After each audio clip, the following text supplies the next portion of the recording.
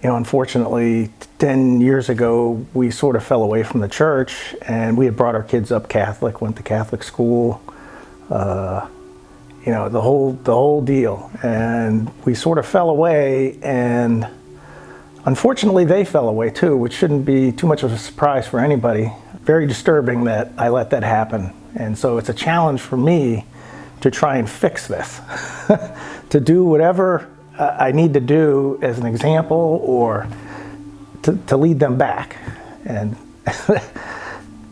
that's probably the biggest challenge I face.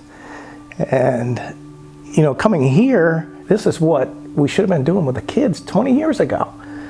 And I can see that, that this is what the plan really should have been. It was just a year ago, and a little over a year. My wife, we're on a big farm, and I was doing some chores or something, and she said, "Hey, I want to start going back to church. Either I'm going alone or you're coming with me, but I'm going." And I said, "Okay, great, I'll come with you." And she said, "Great, be ready in an hour because confessions are at 5. I said, oh boy. So we went, and my wife felt the same way. I mean, it was just, we were like, oh my gosh, why did we ever leave? And I mean, I was waking up in the middle of the night thanking the Lord that I'm back. It was like walking on cloud. The last half of the year was very, very difficult. Both my parents had to be put in memory care. My dad had a big stroke. My mom had advanced Alzheimer's, and we had to sell the house. I mean, the whole deal. And we both got COVID. My wife had to go to the hospital.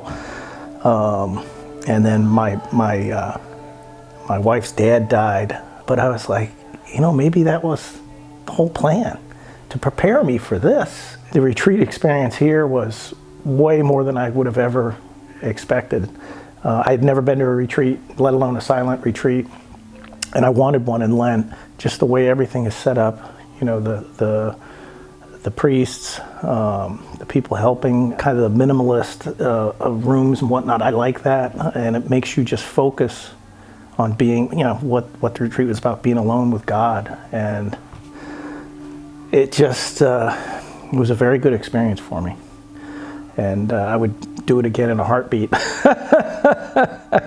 I'm in no rush to get out of here. I got a 5 or 6 hour ride ahead of me, but I'm in no rush to leave because it's a comforting place, and this 4 days was